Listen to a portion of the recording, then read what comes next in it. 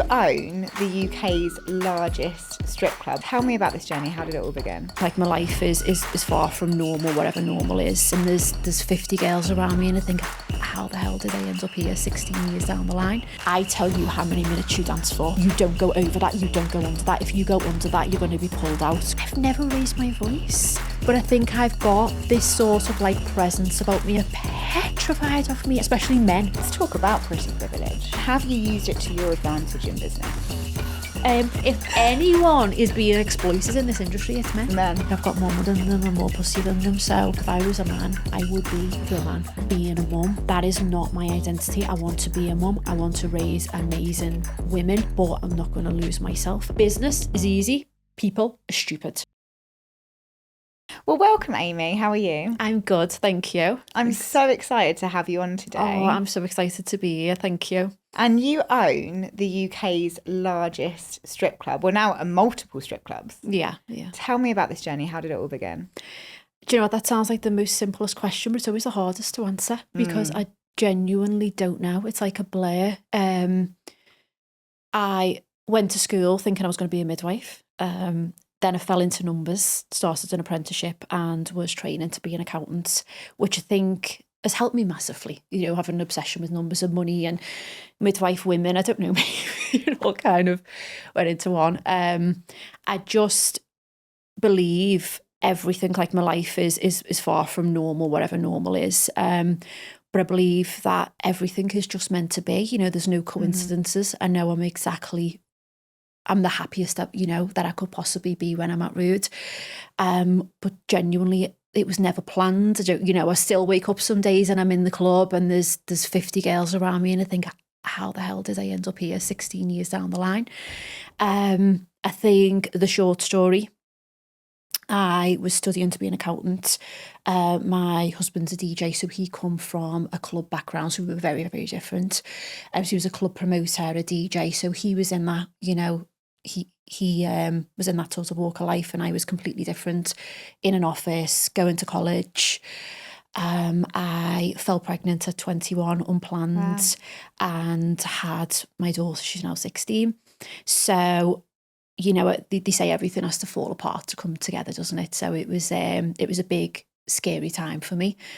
Obviously, I had to leave, you know, my job, and then, you know, for 9 months go on maternity. Then sort of had to figure out what I was going to do, how I was going to get back into it.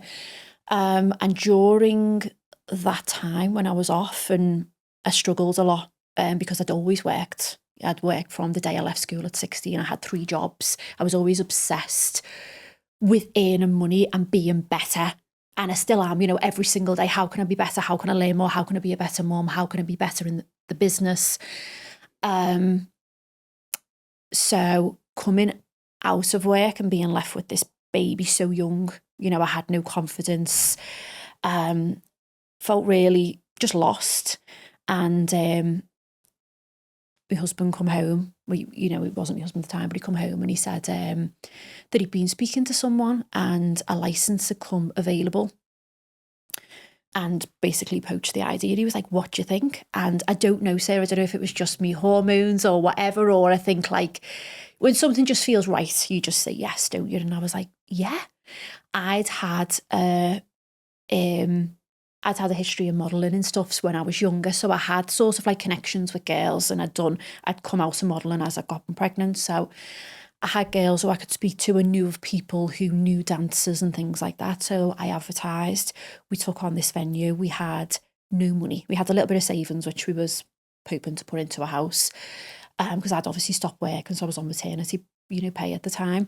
So we decided to throw everything we had, which was not a lot at all, into this tiny venue, and create this club. We got the license, and I was like started to, because I'd never danced, I'd never been in a strip club. I knew nothing. Oh, wow.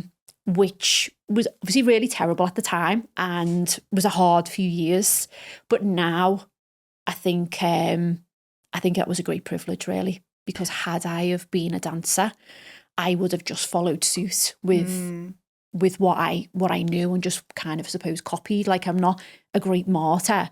I just done it how I believed it should be done and learned through my mistakes. So unknowingly, I was creating something so different and breaking boundaries and turning, you know, really shaking this industry that for me, I don't think was difficult because I cared. I needed the money. I was young. I was hungry. And I don't believe there was any competition at the time. I feel like the industry was just very, you know, this was before OnlyFans. So I feel like the strip club industry was just very set in its ways, you know, the stereotype, old man owns the club, young girls go in the toilets to get changed, they work maybe on commission, maybe on dollars, maybe cash, they pay X amount, the men come in, they get the dancers, they leave, they're down a back road somewhere. And that's sort of how it was left throughout the UK. And when I travelled around to London and to do my homework and go and sort of see all the dancers and experience what it would be like to be a customer, not just from my side of things, I learned that that was kind of the way it was everywhere. So when we went into the club, because obviously I had very, very little resources in every way possible, I had to sort of take on every role that I could. So I had a great understanding of finances and do P&L sheets and balance sheets just for fun on everything, because I just love playing with numbers. And so I'm really grateful that I did fall into that. And I think it's my dad always kind of embedded into me that you have to have something to fall back on always.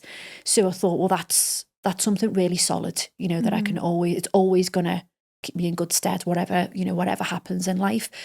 But it helped me massively with Rube, because I was able to sort of have nothing, and then I started to earn money that I'd never had before, but it didn't go to my head. I was very aware that I had these costs and that there was, you know, things where money was coming in, but money also needed to go out. So it kept me very, very grounded because I had that understanding, and it still baffles me to this day how many people can be so creative.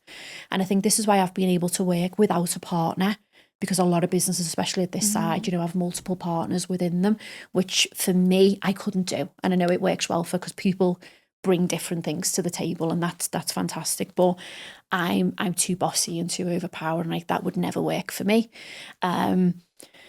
So yeah, it's been a great privilege because I've been able to do that myself and also have the creative side with the girls. So I took on the role of the house mum, which is typically a role in a strip club that you're head girl. So maybe whoever worked there the longest or is closest to the owner, I don't know, would take on, and it would be her responsibility. So usually she would pay like a lesser house fee than the other girls, and she's that point of call. So the house mum is the person that will make sure that the girls are okay, look after their well-being. Maybe she books the shifts in, checks that they're all doing as they should. And she's that person that you will come and speak to throughout the night, because women we're very complex creatures, you know, when you're dealing with women in their early 20s right the way up, you know, there's a lot that we, from different stages of our lives, you know, we go through sort of different eras, and there's a lot of different dilemmas and things we have to deal with. And it's really important that you've got someone there to be able to speak to. So I took on that role because ultimately I had to. There was no one else there to do that. So I would be booking the girls in, looking after the girls, collecting the house fees, setting the house fee, tallying what the bar had done, working out, you know, what the customers wanted. Were they happy? How was it sort of going? The door. So having to learn every part of the business. Now, bear in mind, the business was much smaller at this point. I spent 7 years in a small venue. I did extend it to the first floor after about 2 years, because I learned that as men were coming in and the club started to get really busy. And I think the reason the club got busy was because, to be honest, I think the girls sort of got wind, the girls within the city got wind that this young girl, because I was 22, so I was a baby, this young girl's come into this industry, she's never danced, she hasn't got a clue, she's brand new. You know, they were literally walking all over me. You know, girls were walking out with like £400 or £500, and I was like, can I have £40 please? You know, like, because I didn't know What do I take off them? How do I monitor what they're charging? So I learned firsthand that actually, because there was some nights that I'd have to close the club because no girls would turn up. So I learned that this needs to be, people aren't taking this serious. This isn't a serious industry, but it's how I'm going to make a living. So I have to make this serious and I have to make people respect it. So that's when I started to put in rules, basically, and set things up in the club. So the club, I say rude's like Marmite. Like, some girls love it because it works. If you're serious and you want to feel safe and you're okay with structure, then rude's for you. If you ain't going to get away with murder. Exactly that. Exactly. If you're just someone who wants to go out and drink and party and dip into it as you wish, it's not going to be tolerated. You're not going to be able to work at Rude. So I faced a lot of backlash because that had never happened in a strip club before. The doors had just opened and girls just willy-nilly turned in as and when they pleased, and they charged what they wanted. And I'm like, well, I'm not going to be able to keep a great clientele. Now, in Liverpool, we was really lucky that we had the conference centre being built, we had the arena, we've got Liverpool Football Club. There's a lot of tourists. There's a great, there's a huge... It's a buzzing culture. It is. Yeah. Huge international following within Liverpool for the football and everything. So I was like, if I can get into them, like I used to joke to the girls and I'd be like, the less English they speak, the better. Yeah. There's so much more money to be earned, so much more. But I was like, I need to take Rude to the next level. I need to be super, super strict. So I had to be strict with who we let in, which was really difficult at first because obviously I started this with nothing. I wanted to earn money. I didn't want to knock anyone back, but I kind of knew that if I want this to be great, I've seen so many venues just, plummet. Yeah. They hit the peak and then they plummet because they relax that door policy and let everyone in. I thought, if I want this calibre of clientele, I need to be really strict. But equally, I need to be as strict with the girls as well.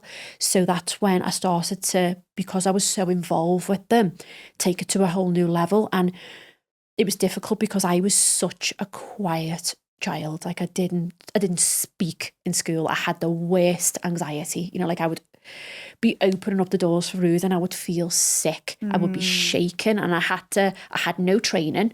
I was literally thrown into the lion's den and I had to self-teach all the, all these things. And let's be honest, girls in this industry, or women in general, can be bitchy.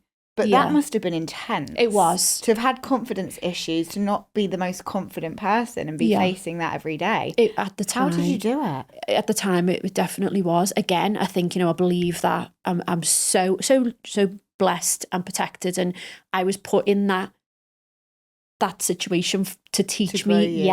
Because now that doesn't happen. And obviously, as I've got older, the girls have got younger. So it's, and even though I've never danced, the likelihood is now 16 years in, I've been in the industry a lot longer than them.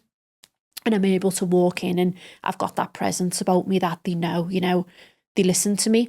But back then it was really difficult because those girls were a lot older than me and they were very precious of their industry.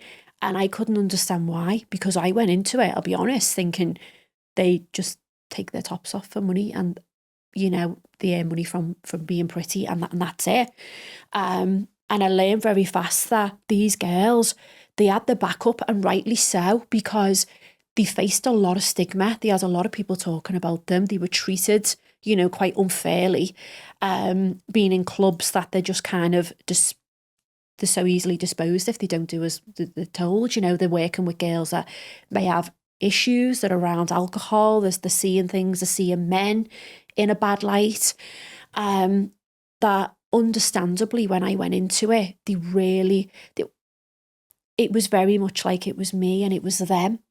Now, I'd, not to be the victim, but I had a 6-month-old daughter at home. I was a brand new mum. I was a baby. I didn't know what I was doing. Every part of my life, I was just riddled with anxiety and I didn't feel blessed or lucky in any way at that point. I actually felt like, why have I got to put myself through this just to earn a living? I used to go home, I used to cry, I quit in my head so many times. And then and this is only I went through all of this, now I'm strong. But Yeah. I say to people all the time, like, whatever Understand you the do, journey. it is a journey. It's a process, and be comfortable with being shit. Because I was awful. You know, when people say to me now, like, wow, look at what you've built. And I'm like, no, but I was, trust me, I was really, really bad. And I really struggled initially, you know. So it was, you know, I'm not going to lie, it was difficult. But the way in which I got round it was really being around the girls and understanding them and asking them questions. And I think they then felt respected and heard and siding with them always. And, you know, I was just really honest with them. And I was like, I'm brand new. I just want what's best for you. I'm here, you know, to earn a living. I want you to earn money. If you earn money, you're happy. I'm happy. The customers are happy. So we'd have weekly meetings, and they were awful at first, to be honest, because I'd sit there and there'd be 20 girls speaking at me. Yeah, big personalities. Of course, yeah. And, you know, they were so set in their ways, and I was trying to implement new things and make them understand that this is for your benefit, and I want you to be able to come into this and navigate into a normal job or a normal career or, you know, a course or whatever it may be, rather than being stuck, because a lot of girls would get into stripping and be stuck. Yeah, because they've not had to follow any sort of rules or structure in terms of, I need to be at this place at this time and I can't do X, Y, and Z, you know? And a perception of money. I can imagine like having the potential, not saying that every night's like that, but having the potential to make £400 or £500 in a couple of hours. How do you then get out of that? Of course. And I'm so glad that you said that. Not every night's like that, because so that's the question that I get asked so much, is how much do the girls earn? And it's like, it's not guaranteed. And I think they fall into that loop, that dopamine loop, because you can have, you know, you can have a night where you could earn thousands of pounds. You could have a night where you're in debt to the club. There's some nights where we'll get like, I don't know, a group of Americans come in. There could be 10 customers in. I've earned thousands of pounds because they've all gone upstairs, because I then created being this money mastermind and sitting there overnight, and I created all these packages, which obviously we can get into, which was as the business was growing and I was winning the girls over, I was like, okay, how can we kind of capitalise on this? Yeah, for sure. But, you know, there'll be like the other night there was a group of things, about 10 Americans in. They all went upstairs. Those girls done so well. You know, they walked away with about £2,000. But then there was a few girls that were sat downstairs that didn't get lucky that night. They earned nothing. Yeah. And is it a preconception that a lot of people have that everyone's just milking it as strippers? Yeah, absolutely. Yeah. Or dancers? What's the proper? Spicy gymnast, dancer, stripper, whatever you're, wherever floats the boat, I suppose. What I love about your story is I didn't actually know that you came at this from a business perspective. You know, everyone kind of paints this picture, don't they? When, of course, yeah. I can imagine for you must have been a stripper, got a good idea, progressed up. What do you think the advantage has been that you've come at this with, you're like, I'm here to make a living and I've got this business acumen? What has been the advantage of that perspective? I think it's helped me grow and create wealth. And when I say wealth, you know, I speak about not looking rich. When you really work hard at something, and that, like, rude means everything to me. I am so passionate about it. And I say, you cut me in half and I would bleed rude. I am then not going to go out and want to look rich. I don't want to impress you. I don't want to impress anyone. I don't care who. I've got so comfortable and so obsessed and in love with my business and what I do. And I could quite happily sit and talk to myself that I respect what I earn so much. It's grounded me. Like, I'm never ever, I don't want to, you know, walking into a Louis Vuitton store or, you know, getting put on a list for a Hermes bag does not excite me. I couldn't think of anything worse, to be honest. You're like, I want to create generational wealth. I want to change. I want to make a change. And I think had I have coming from that from a different, you know, a different walk of life, and maybe being a dancer and got in with someone who owned a club, and it wouldn't have meant as much to me, and I could have probably followed what every other club done and not taking it as serious. And I always say you can see people who earn money, who really earn money, and people who get money and you spend it, you choose to spend it so differently. So I think, it's just given me that sort of passion and drive to, when you're so obsessed with something, nothing means more to you. And there's even, I went through COVID where I nearly lost the club and come back. Yeah, and then how was that? That was awful. But it was the holiday that I suppose I was forced to take. I was never going to take. And at the time it was it was difficult, but again, grateful it happened, learned so much, and there's so many things that I've now implemented in the club to survive that we've actually kept. So it was like, and I think this is why I've been able to stay so grounded and humble with Rude. And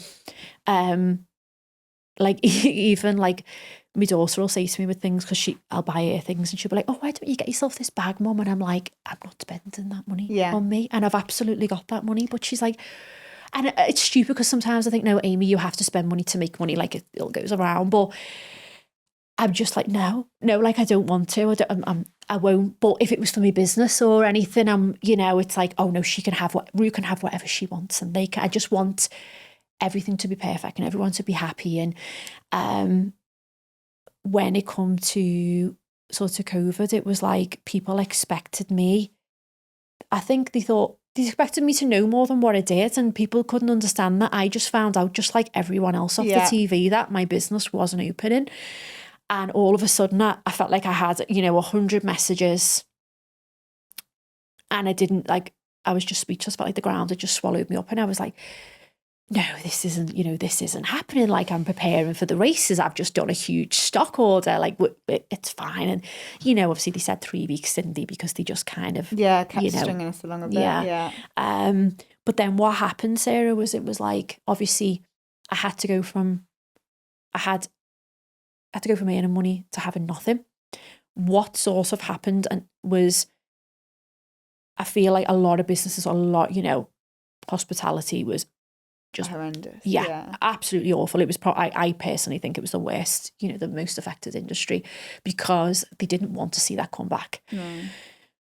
Only the strongest survived. And this is where, going back to it, coming into it from a business perspective, and not I'm a dancer, I'm a model, I want to look good and have men admire me and things like that, worked massively in my favour. Was unknowingly I'd been so tight and not bought these bags, and I'd made sensible investments and held money and done things.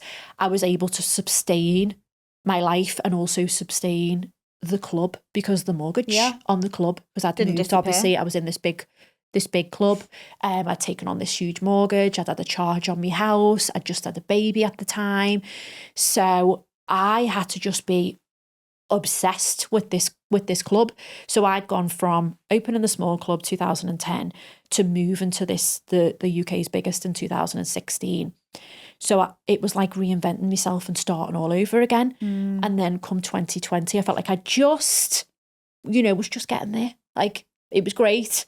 The club was thriving. I had all these packages. I had all these customers coming in, and I was set to make, it was like 1 million. And then I was set right, my forecasts were through the roof. And I was like, wow, 5-year plan, I'm doing this, bang, COVID hit.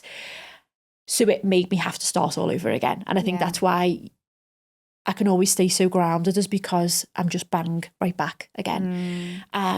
So as I said before, because I had basically not been stupid and not fell into the hype of, oh my God, because you can be surrounded by a lot of money, stupid money.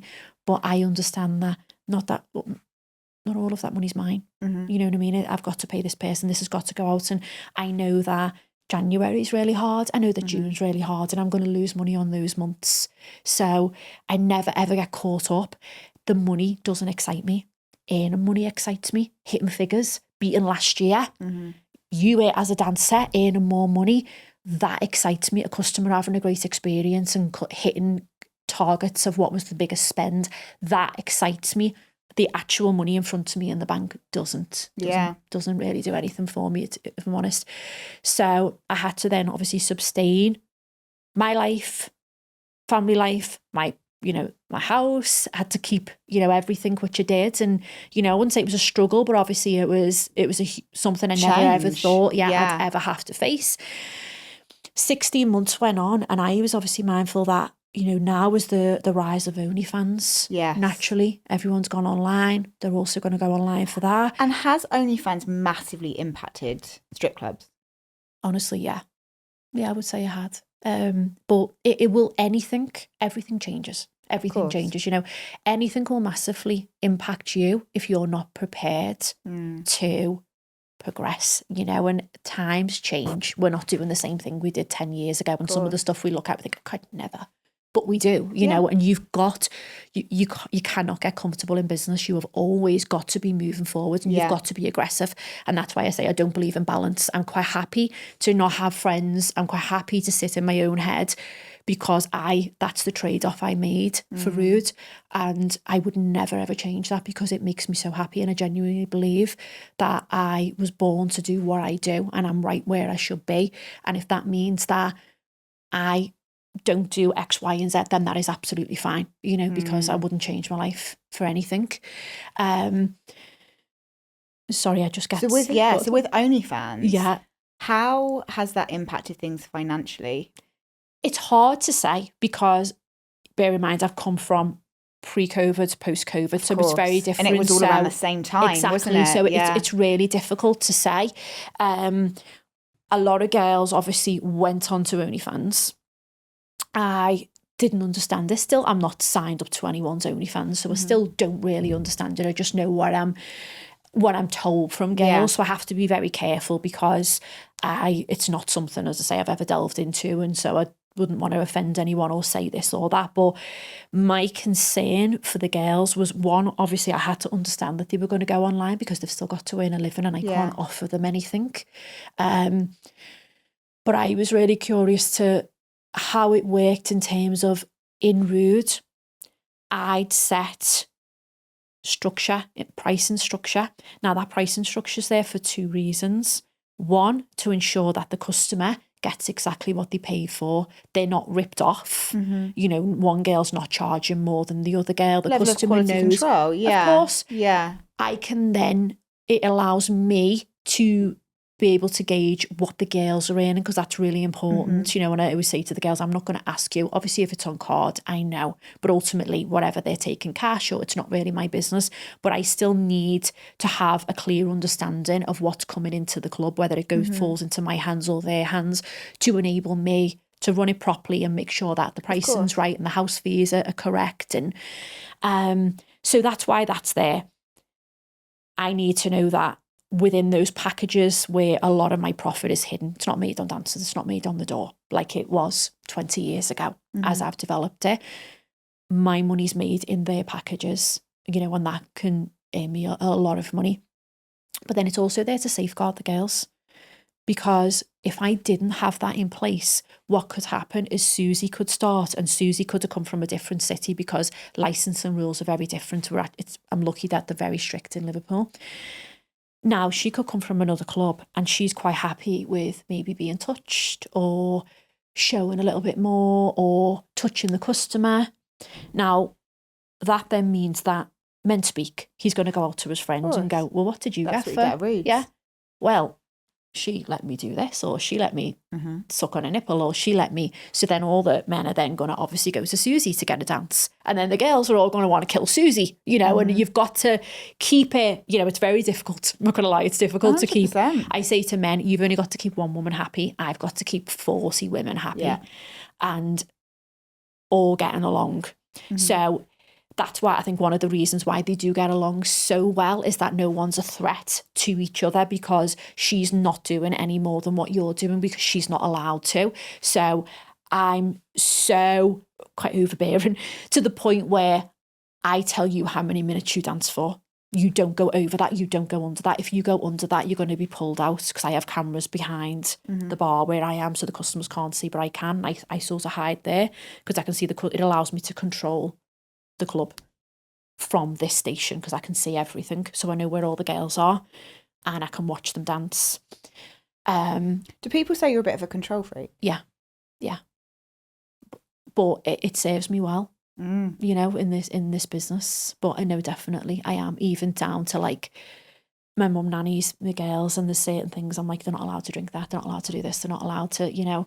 But you're using it to your advantage to apply but it to I am business. in every part of my life. Like I'm really disciplined. But it's good to know, like, I like to control things. So let me apply it in a way that's gonna. But I think that's just how I was brought up, with a very, very strict dad.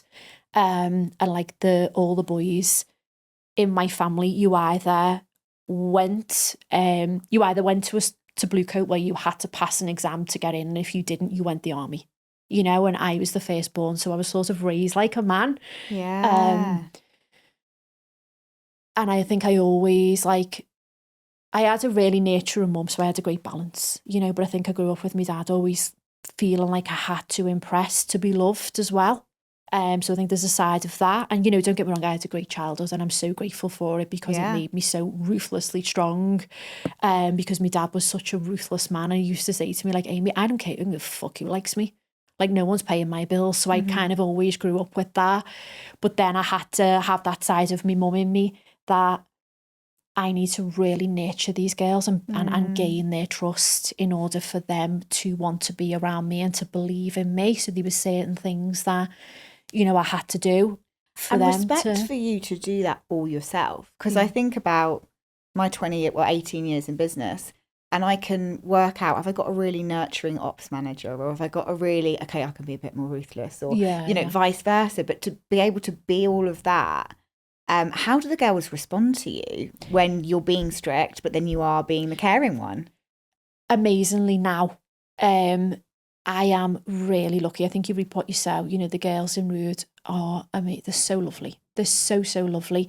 But it's odd because so many people come to me and they're like, oh my God, if Amy said you've got to do it, especially men, they're petrified of me. And I'm like, I've never raised my voice. But I think I've got this sort of like presence about me and I can be quite straight, like when we're in managers meetings, which we have managers meetings every week, and I'll say something and I see them like they like absolutely shit themselves and I feel bad.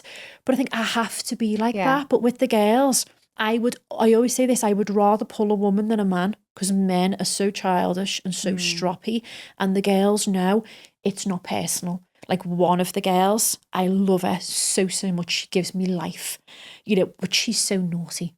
She self-sabotages her life so many times, you know, and I'm like a mentor and a friend all rolled into one. And sometimes she'll just be, you know, she'll maybe have too much to drink or whatever, and she's getting a little bit loud, and I'll go over and grab her hand and give her a little, and I go, you need to go home. And she's like, okay. Yeah. She comes back the next night, you know, we just were like, let's stop it before this becomes something, because you know that you're going to get into trouble if you shout or you have a go at a girl or do something, you know. So it's about kind of identifying, like, allow the girls to have a drink, but know that I'm still controlling what they drink. You know, they're not allowed to come to the bar and buy their own drinks. But if a customer wants to buy them a drink, that's fine. But know that if you get really, really drunk, I'm going to send you home and you're not going to earn any money. But no, they handle it so well. I think I've got respect for them, so they've got respect for me. So when I have to pull them, I've learned to, like, sort of, if there's something quite awkward, I'll go in soft because I don't want to upset them, and it's not personal. And they didn't mean to do it, and whatever it may be, you know, they're dealing with a lot. They're working nights, long hours. We can get, you know, they could be hormonal, they could be exhausted. So we'll sit down and I'll be like, how are you? How are you feeling? What's happened? And 9 times out of 10, they're going to tell me. They're going to have a little cry. And I go, okay, I'm really glad that you've told me that, because I need to speak to you about this, because you've been a little, and I'll be like, you've been a little bit naughty, you know?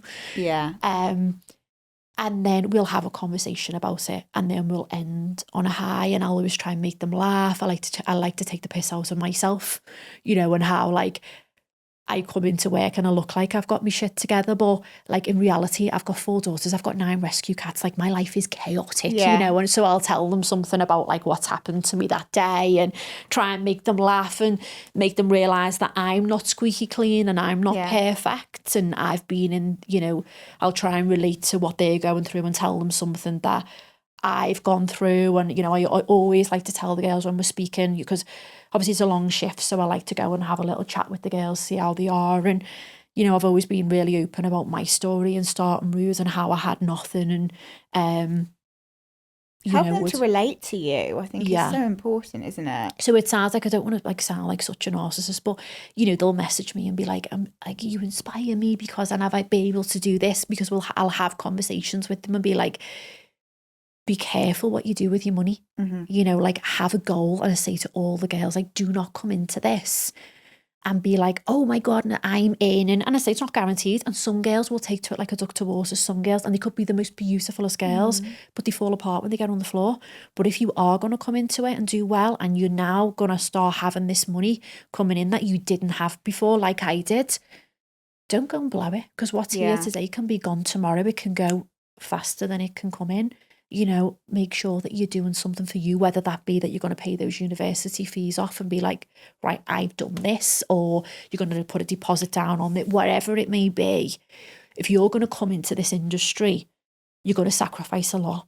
So make sure that you've got something to show for it at the end, and not just a great time meeting great women and gaining confidence, because obviously that's equally as important, but ultimately we don't want to work for free. You know? So what makes a good stripper? Confidence. When I look for a stripper, so from, I'd say,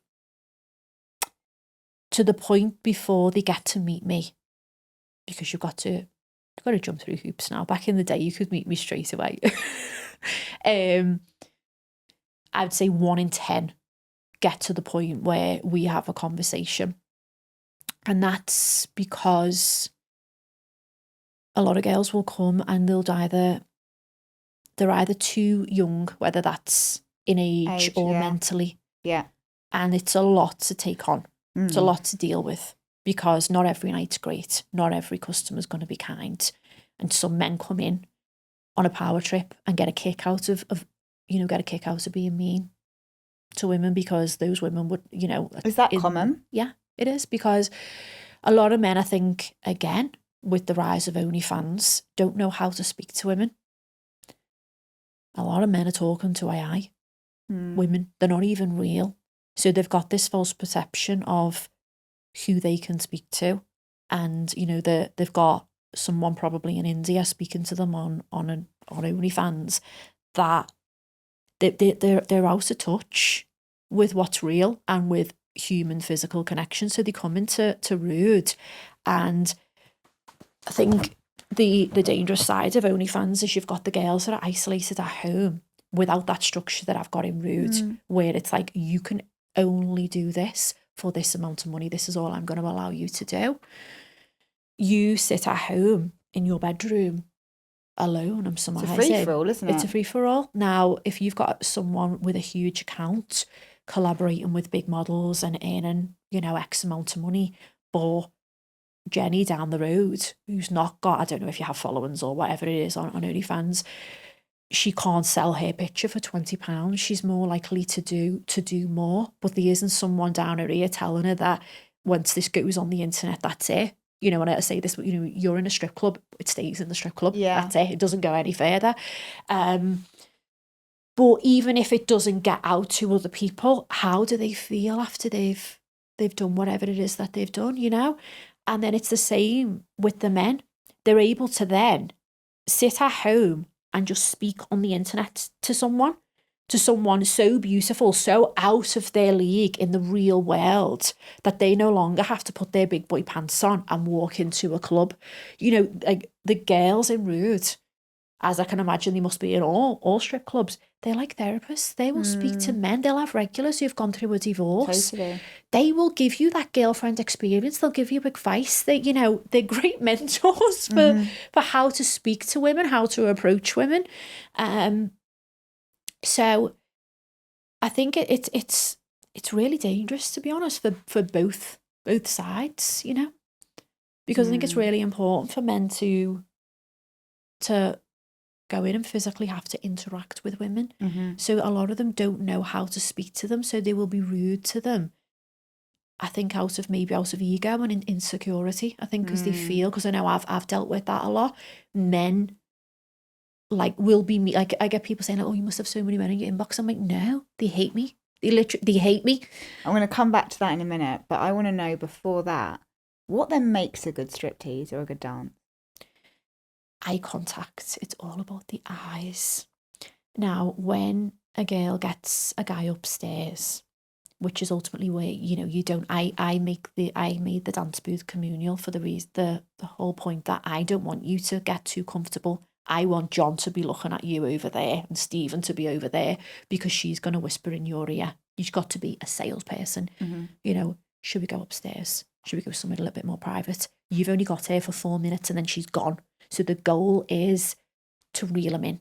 You get him into that dance booth and you need to connect with him. So you're going to be looking into his eyes, breathing down his ear, getting in close, but not just giving a little bit, but not enough that he's going to be happy, you know? So it's a sales thing really, and connection, confidence. And they can get him there by just making him feel important. So it's not necessarily even about being the hottest or the most beautiful or not traditionally at all. good looking. No, not at all. It's how you make him feel. Men want to feel important, valued and desired. So that's where upstairs comes into it, and that's been developed over the years. So now it's like a glass lift, so he can go up, and there's certain categories of booths. So the top one being open panoramic view, looking over the balcony, being able to throw dollars at the stage. The dollars came into effect over COVID. So that was one of the ways I survived. And then we kept it because I was like, actually, this makes a great, you know, for a great atmosphere. And it's really popular with women as well. And I suppose it's not as daunting as going and getting a dance. You know, you can just be with your boys and throw dollars at the stage. And it makes a great show for everyone. So yeah, the best dancers are the girls that know how to tap into that male instinct and give him what he wants. So what do you think the most common reason is that men go to strip clubs? Honestly, just for a laugh. It's not as deep as what people think it is. Like, they think it's full of like weirdo men who are obsessed with the girls. It's not. Men go after the football. They've had a few drinks. Yeah. They're just like, oh, let's go to the so you've got strip different sort of types of customers. So the beginning of the night is typically your stag do's. You know, so they're there, Dave's getting married, they're all going to get a stag show. They might get a few dances. It's a laugh. It's a great experience. They can watch women on stage. You get couples coming in. You get groups of men. You know, you do get guys who are regulars. We get businessmen, you know, well-respected, wealthy businessmen. We get doctors, dentists who come in because they like the power switch. So they're busy being a boss all day, but they want to come in and the girl stamp on him with her heels, and he's got a regular girl who he really likes, but he knows what it is. You know, he could have a wife at home. It's not as deep as what people think, and people think like that the girls are traumatized, that the men are traumatized, that you know.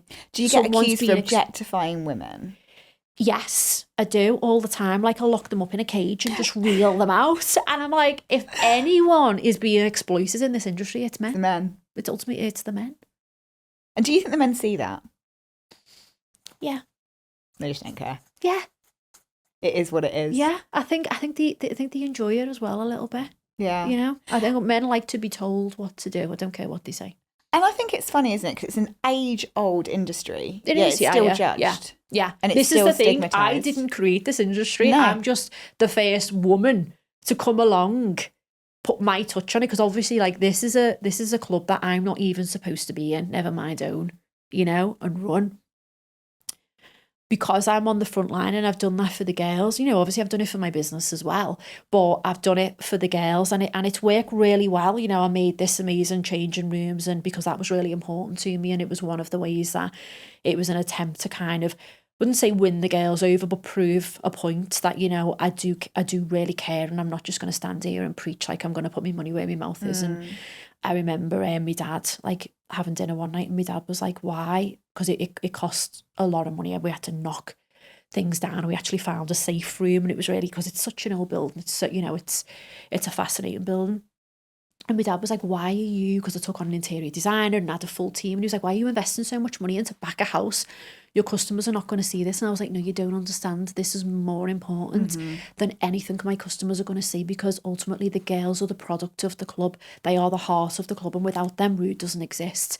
So I need to make them feel valued, give them an amazing space that they can go and relax in, come together in, go and eat in, give them their own makeup room, their own beautiful pink toilets with, all the gold finishings, so that they don't have to share a toilet with a female customer and be quizzed on how much have you earned, how many men have you danced for, what's this, what's that. Then what it done was not only made those girls feel valued, but at the time, this is around 2018, was the rise of Instagram and the flower walls and the pretty lights, and people were all looking for that, aesthetic photograph. So literally overnight, all the girls then started wanting to take the photographs in Rude, and obviously it's branded up everywhere. And those pictures were then going on Instagram, and I think something in the mind just kind of switched. If you glamorize something, it ultimately can change their perception of it. And that's what I learned through being, when I was younger, and so kind of like within myself and worried about what people would think, is that once I come out after COVID, when I was kind of forced to, if you change the perception and you become confident about what you do and really passionate, so do other people, because they realise that you're not vulnerable around this topic or this situation, that you're very, very confident, that you really, I light up when someone asks me about Rude, and I could talk about it for hours, because I love it so much. It's been my whole adult life. So why would I want to hide that? And I found that once I come out, and there was like press articles going out because Rude opened during COVID and I was the worst person in the world, but ultimately I didn't break any rules. And once I was like, yeah, this is what I do and I love it, and these girls are amazing and I'm so honoured and privileged, and they keep me young and they keep me alive, and people were like, oh my God, yeah. And women that probably did have something to say when they thought I was going to hide it, women are so supportive. And I think that the women are grateful that there's a woman in this industry, as other women. I think they're grateful that, wow, a woman's turned this on its head and is taking control, because why would you not want a woman doing this, It's only the men that have got a problem, because I'm not supposed to be here. So what trolling do you get? You said you get trolled. Yeah, only from men, never What do they say? Just like the most pathetic stuff, you know what I mean? So they'll go on about like your looks, or that I'm stupid, or, I've had like TikToks made that I've got money from, from drugs, or from the, like people will make up stories to make them feel better, rather than, so it could be like, oh, a fella done that, or she doesn't really own that, she's running that for someone. And like, obviously none of that's true. And my mum gets really upset about it, because she's seen me go through so much. And she's like, these people don't understand. You've put your whole life on the line. You've sacrificed so much. And I'm like, I know, Mum, but you know what? Like, so what? I don't care. And it's not my job to see, is it? Yeah. I'm like, that makes them feel better, because I'm still young. I can still take care of myself. I can come out and look good, and have this money and have these businesses and have all this about me, and not be the stereotype, pretty princess that some men are comfortable with. That's not my problem. Yeah. And let's talk about pretty privilege. It obviously exists. Yeah, absolutely. And have you used it to your advantage in business? Probably unknowingly, I have, yeah. But I think pretty privilege, there's two sides to pretty privilege, So like, I feel with pretty privilege, it serves me well with girls now more than men. When I walk into the club, girls will come over, they're like, oh my God, you're so beautiful, or I love your hair, and then it's a great starting point, and I love that about women, and I love to do that, and I think like it's great. And if I walk into a room where women aren't like that, I feel a little bit uneasy. Because everyone's thinking about it. We like, I love women that do that, because it's like, we are visual creatures. Yeah. And if you're not doing that, is it because you're unconfident about yourself? Absolutely. Or, yeah. So I think it serves me well with the girls, because I am very much involved in like I'm very particular on how the girls have the hair, the makeup. They all have to wear the same. They all have to wear a pleaser shoe, so you have to wear the pleasers. I get very much involved in their attire, because if I don't, I could have girls coming in, in neon. You've got standards. Bodysuits, I hate them. I used to have people coming in early on the day with catalogues trying to sell the stuff, and I was like, no, you're not. I control what the girls wear. So I can't preach to you that you need to look your best unless I look my best. So I think with the girls it works well, but with men, I think it has being honest, I think it's the other way around. Like, I feel like if I was really old and had let myself go, and I feel like men would not give me as much shit, but I feel like they're a bit intimidated, because like, don't get me wrong, I do get some lovely men that will come into the club to meet me, and they're just really genuine, nice guys, and they'll come over and shake my hand and be like, I read about you in this, or I've watched you on this, like, well done. I think that, that's lovely. But some men, I think, are just so threatened by women who take care of themselves, who are confident. I always laugh and I say, well, pardon me French, but like, I've got more money than them and more pussy than them, so I am, if I was a man, I would be the man, So yeah. And do you get that criticism? Do you get people saying to you things like, you're really in your masculine? Like, that's been a new thing that's gone around online, isn't it? I'm like, what do you mean I'm really in my masculine? But see, if you've got a really masculine man, then the most masculine female can be feminine. 100%. My boyfriend is so... I've never felt like a man around him. He's so like that. So yeah, totally agree. Yeah. But how do you, like, that whole kind of idea of what's man and what's women, like, how do you feel you've been breaking down those stereotypes in your career? And when I built the changing rooms, I really wanted to embody that within it. So I said, when I was working closely with the designer, I was like, it's pink and it's black, it's masculine and it's feminine, because we come together, because we are not equal to men, we are better than men. When we are in this space, no man brings you down. We learn so much from them. And I always say this, but I see men in the most pathetic state, so I struggle. Like, I love women. I think women are amazing in every way. We go through so much. I don't have that same respect for men. I was going to ask, has working in a strip club changed the way you respect men? Yeah, definitely. How so? I think it works within my favour, really. And I say this all the time, I don't hate men. I just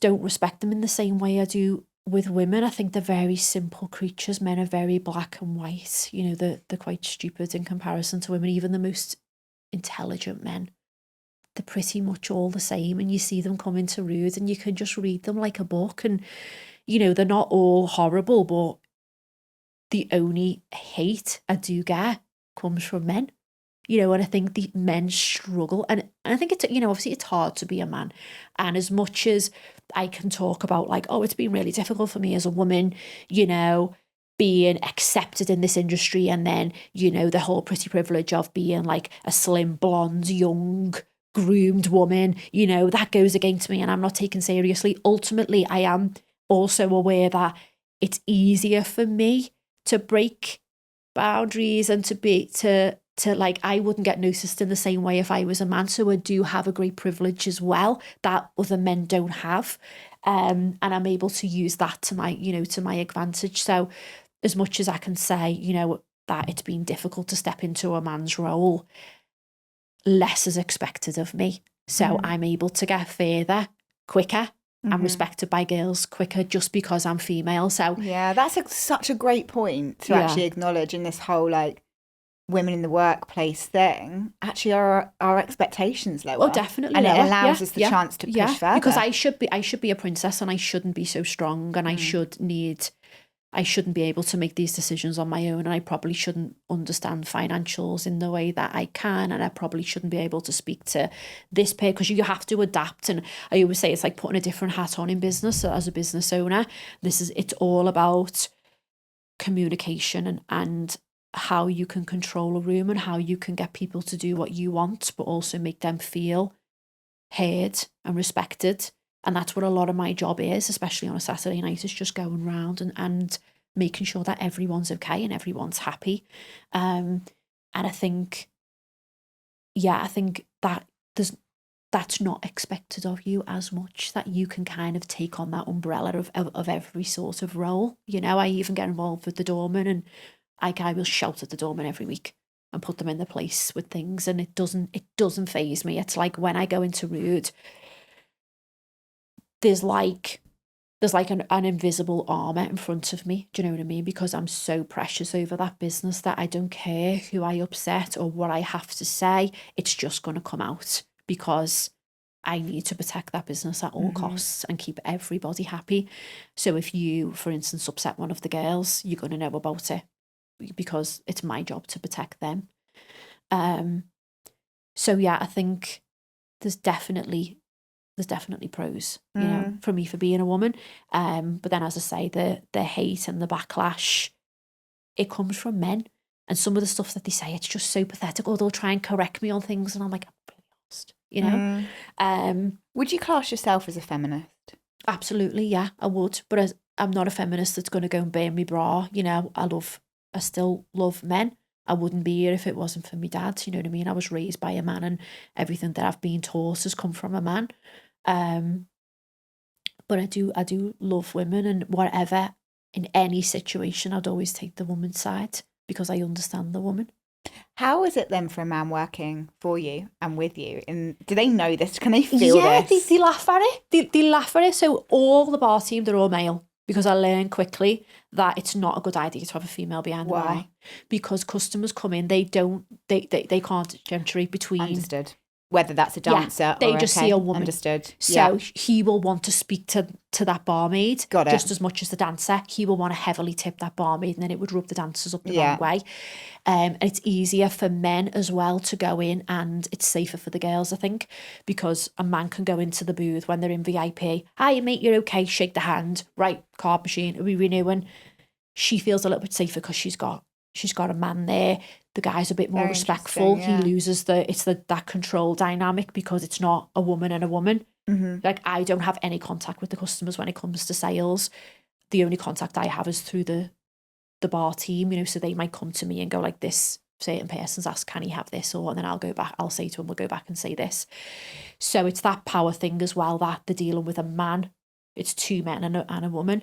But no, I get on really, really, like, they joke that they're petrified of me and stuff. And, you know, I bring them in cakes and chocolates, and they're lovely. They're just like all my brothers, you know. I get on really well with them. Because you come from a family of four. Of brothers, yeah. I grew up with boys, yeah. And now you've got 4 daughters. Yeah. This is wild. Okay, I didn't know this about you until today. Yeah. How is it on a practical level running and being in love, as you said, with Rude, and having 4 daughters? I think because I had Dolly before Rude, so she was a baby. I think I've never known any different, and I grew up wanting to be big and wealthy in all walks of life. So I was like, I always knew I was going to have a big family, because I wanted to have that legacy as well. And it really helped me I work well under pressure. So I've got this pressure of, you know, this at home, I need to do this. I think having my daughters young helps. Obviously, you know, you've got more energy. It was a different era of my life. Rude was a lot smaller back then. This was before, you know, I moved into the big club and became the biggest in the UK. My youngest daughter was a baby when I moved, and it was really difficult. But so you were already in flow of motherhood by the time that which you took helped me definitely massively. I think bond with the girls, and because you've got that sort of motherly instinct as well. Now it's so much easier. Like, I never want to make other women feel bad, and because being a mum, whether you're a working mum or a stay-at-home mum, they're both equally as hard. Mm-hmm. My girls are older now, and because I've worked so hard and sacrificed so much, my life is easier. So, you know, I have a nanny. They go to a great school out of the city. They go on a bus at the front door at 7:30. They don't arrive home till 5:30. Some parents would think that's wrong. I'm not against boarding school. My kids don't go to boarding school. They sleep at home. But different, you know, I believe that their education is really, really important. Self-discipline is important. I want them to be powerful, strong women, believe that they can do anything that they want. I want to put them in a great social circle. I want them to have all the opportunities that I didn't have, because I know firsthand how hard it is to have to learn to speak up, and I didn't have, you know, those privileges. So when I am with my daughters, they know, they understand, they get to see, especially my eldest daughter, you know, she'll hear me on the phone.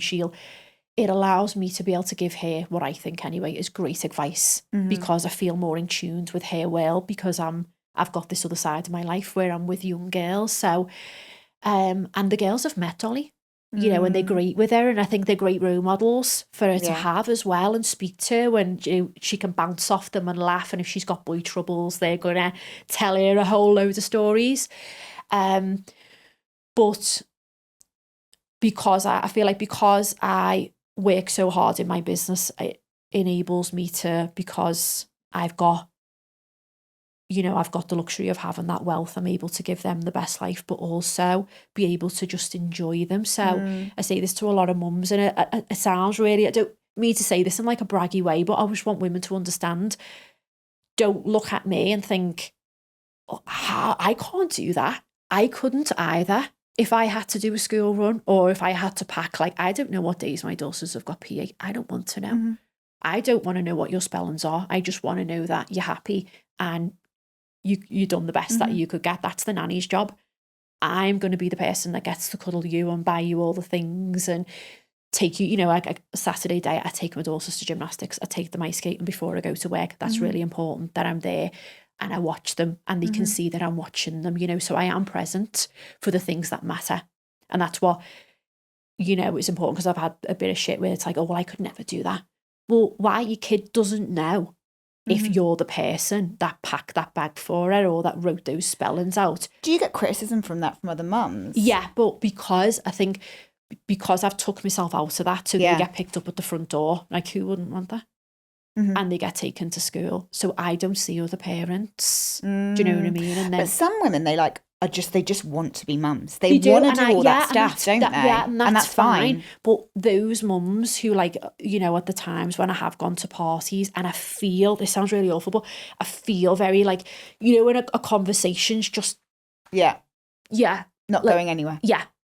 And I feel very like suppressed in this conversation, because I'm like, I don't want to talk about Nancy New's gymnast class and that she's, you know, had knits or I'm like, I don't really care. Like, this is boring. Boring. And I'm sorry, but she's going to leave you. She's going to go to university, or because that's what I want for I'm not saying I want my daughters to leave me, but I am comfortable. And I say to them all the time, I'm not going to live my life through you, because I want you to live your life for you. And if you come back to me, great. You know, we'll have so much fun together, because I'm really wealthy now, I'm really cool, and we can have a fabulous time, but you go and do you. You know, like my daughter's in college now, she doesn't work for me. I'm like, go and do your own thing. You can always come to me whenever you want to, but I want you to live your life, find yourself and be you.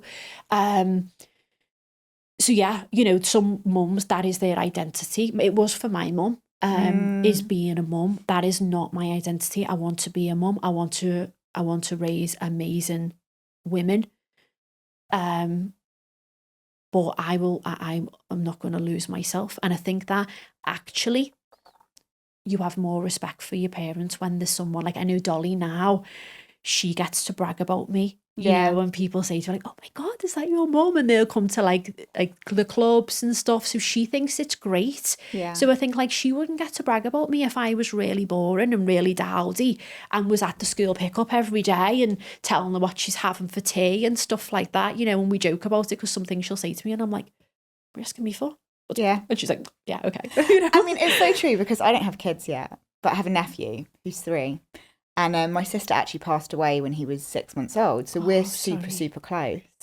And I've been sat like taking him to the park thinking, I fucking can't do this. Yeah. Because Like I'll listen to the conversation next to me and they're chatting about the poo in the nappies. So and I'm like, yeah. And exactly what you said. You're probably the first person I've spoken to. I've gone, oh my God, yeah, there's a mum that actually thinks like that and is doing it another way. Yeah. Do you see yourself as a role model for women in business? I do. Yeah, definitely. Because I don't think that there should be a stigma around being a mum and not doing all of those mum things. And I think everyone is so caught up in being the perfect mum and that they designed, because all these stupid projects that come home, that they designed Timmy's geography project and his book and his, like I've got the WhatsApp groups muted and they're talking about stuff like cross country or this or that. Don't get me wrong, I'll turn up at sports day. Yeah. And my phone's in my hand, but I'll be there, I'll wave, I'm there. I took a picture, Mummy was there.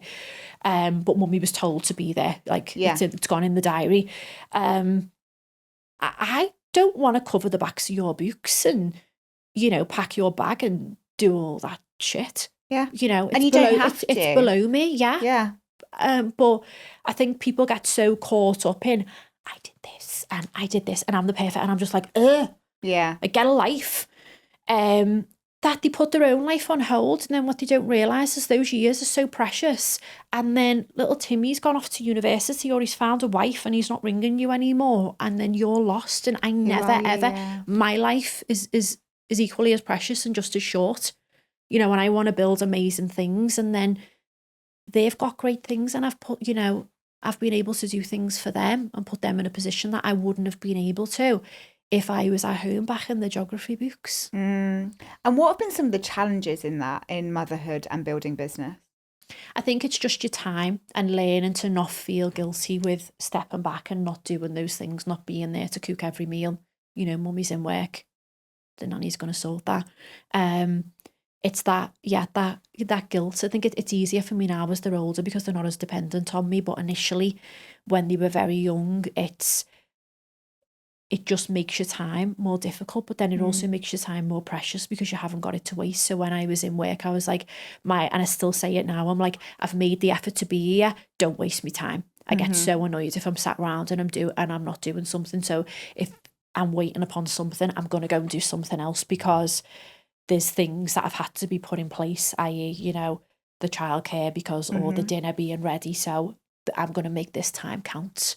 I think being a business owner and a busy entrepreneur and a successful one makes you appreciate time on a different level. Absolutely, yeah. And I think it's something I always say this. I lived in Ibiza for a little bit of time, and Ibiza's an island, and it's got island life to it. You go for lunch sometimes, and it'll be like hours and hours. I haven't got that time. Yeah.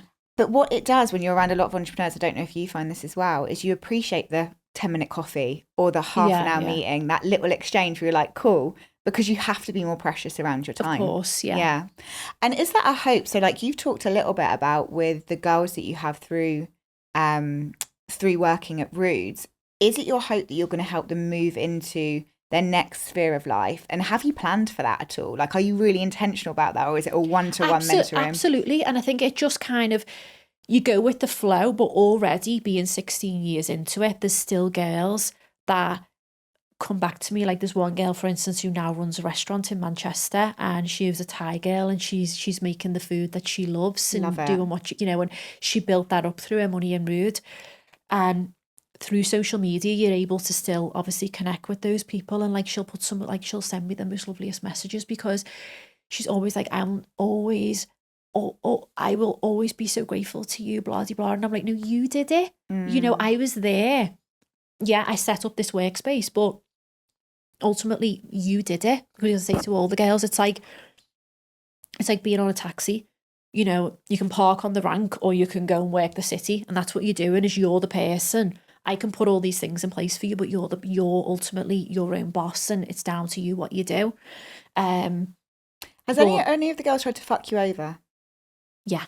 I had one girl come in who danced, in other clubs, and she come in to audition, and she asked a lot of questions. And I'm going back probably about 8 years ago. So now Like, I don't tell anyone anything because I've been copied so many, to the point where I've had posters go on a wall with Rude just taken off it, where it's been my poster, it's been my girl, my artwork, everything, and the other club's name's gone over my club's name.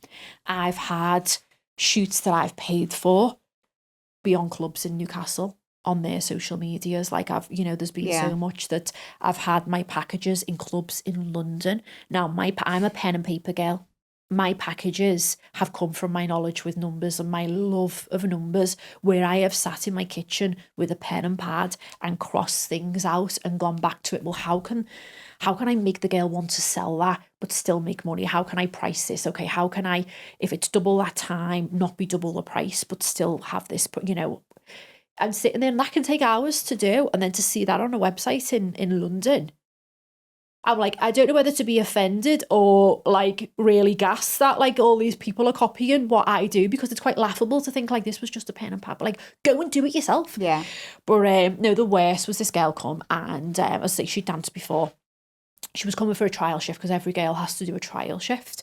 So it enables them to get, like, I always say, just think of it as you're taking it off your bucket list. If it doesn't work out, you can always laugh, tell your grandkids, I spent a night in a strip club. The plot. Yeah. But enables me to see how well they work, how they get on with the other girls, rather than, just fully committed. And so anyway, she was asking me a lot of questions, and I took her upstairs. And I think because she danced for a while, I just thought it was safe. I thought, like, oh, she's here for the longevity. Like, she wants to sell. She's a bit of a hustler. She's not content with being downstairs, because different girls have different work styles. She wants to be up here selling. And obviously, if she's up here selling, I'm earning. I can earn thousands of pounds in my sleep now, So I told her it all. And then weeks later, she and another guy who was actually working as like a assistant manager, so was very involved. So this is what I say about, like, you've got to be very grounded. He was in the office seeing cash, seeing money, seeing figures, thinking that I'm making millions of pounds, because obviously people just think it goes in your back pocket. Yeah. But they don't understand the logical side of it, that there might be 10 grand on the table, but 8 of that's going out to the girls, because I'm collecting those monies in, and then all your staff have got to be paid, and your mortgage is good, all the expenses. There's so much entailed. But people are just like, oh my God. And they start tallying things up, like, oh, the house fee was X amount. They'll go and ask one of the girls, how much was the house fee? And then, so this is what this person was doing, and this dancer, and say there was 40 girls. They were doing the math of, oh, well, she's earning this much off these girls. And next thing, this club opened it wasn't even a city. It was like a district outside of Liverpool. So it's very, very risky, because you need a busy city that's got, money. Of course, money, business centres, sport and events, hotels, all those things have got to come into play if you're going to put any sort of hospitality business somewhere. But this is what baffles me. Business is easy. People are stupid. Yeah. People complicate business. So I was like, that's a terrible location. It had a terrible name. And anyway, this girl then put this Instagram post up, which has now been deleted because the business doesn't exist. I think it lasted all of about 6 months, because people think business is easy. Oh my God. Yeah, if it was easy. 18 years in business, I can tell you now how many times it's happened, If it was easy, everyone would do it. But everyone thinks, because you make it look effortless, and I purposely make it look effortless because I love to piss people off. Yeah. Because I make it look effortless, they think that it is easy, and they think that they can do what I do, because they underestimate me. They think I'm stupid. I'm a powerful fucking person because I'm obsessed with something. And if you try and fuck me over, I will work like someone's trying to take everything away from me. You know what I mean? Because I love what I do. And I think that is rare.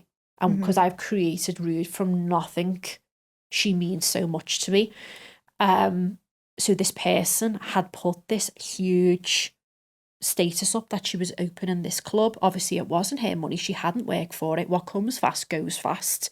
And I remember looking, and I was like, 1, you're not me. And 2, wow, like I was like, I was so upset, and everyone was laughing, and they were like, Amy, like, she's embarrassing herself, like, you know. And I was like, I can't believe I've just been done like that. Like, I was so annoyed at myself, thinking I'm so fucking stupid. So then I just fell down the rabbit hole of like stalking this club.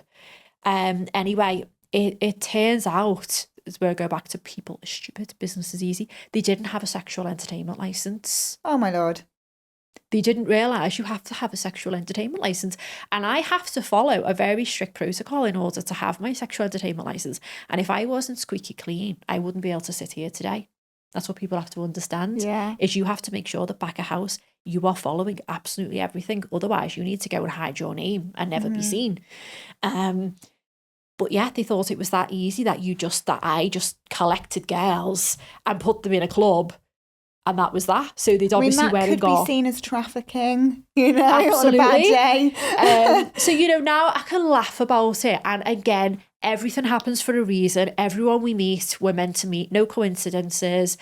So happy it happened. I can laugh about it because it obviously could have been so much worse. This person could have, you know, had a lot of money behind them and could have completely ripped Rude off and, you know, but it didn't, you know, it lasted all of 2 minutes, and I'm sure they will have lost a lot of money and time and energy. But I quickly then obviously learned, like, don't give any of those things away. And, you know, I've worked so hard and I've done it all by myself, that why would I then go? And I get so many people messaging me, and it sounds really awful, but they're like, I want to open a strip club. Can you please come and help me or tell me how? I think, why would I do that? Yeah.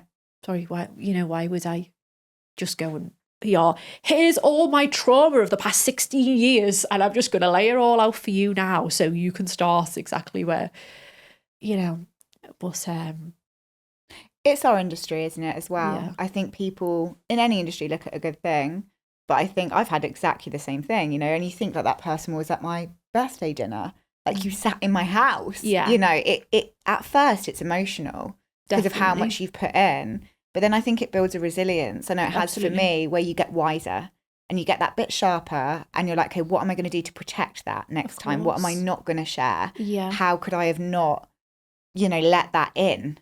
And it does make you a sharper business person. Definitely. Yeah. It also kind of makes you feel a little bit isolated as well. Sometimes I think that's something people don't talk about, is like, you can be like, I can be around hundreds of people over a weekend but still feel alone in a lot of situations. Yeah.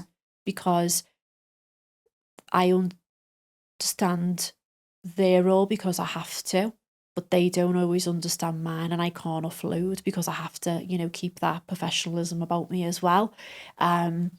So you have to get comfortable with yourself, and you have to, that's why I think I'm so confident within myself, is because I've had to really learn about me and really, really love me, because at the end of the day, it's just me. Yeah. You know, when I'm just, and people will, I've had dancers who I've got so close to, and not all of them have, you know, done me wrong. Some of them have. Some of them have left, and it's like, maybe it's a little bit of jealousy, but it's like, I'm a threat, you know, that I'm, and they're like, you know, what, she's taken all that money, and, you know, and I'm like, well, go and lap dance in the street, see how far you get, you know, like, but you still have girls that will be so, you know, like, if they're in your club, you're working so closely with them for so many years, and they get to know so much about me, and I get to know so much about them, and then they'll leave, and naturally, like, they will, I've had girls leave and still be friends with all the dancers because they're from the same team, but you don't have the same bond. They won't carry that relationship on the same with the owner. So you have people come into your life and then go. And that I struggled with initially as well, because I'd be like, you know, and I used to always say to girls, like, you know, I don't own you. You can leave whenever you want. We can still be friends. Like, don't think that you can only talk to me, or, because I say to the girls, like, I love listening to you and I don't ever want to stop listening to you. And if you leave the club, still message me. And I try and be more mindful to, like, the pictures when they've left, to show that, like, it doesn't, you know, it doesn't matter. I'm not just going to be here for you if you're in Rude.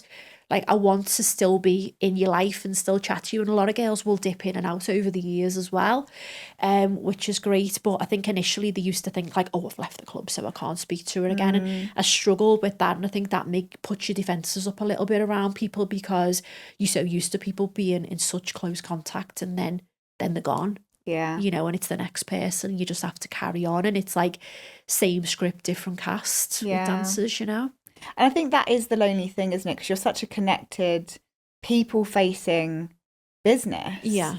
Yet you have to be able to let go and keep the ship moving onwards. Absolutely. Like, nothing and then happens. build the bonds again and build a bond again. And that can be the lonely part. Of course it is. Yeah, definitely. Yeah, I really connect with that.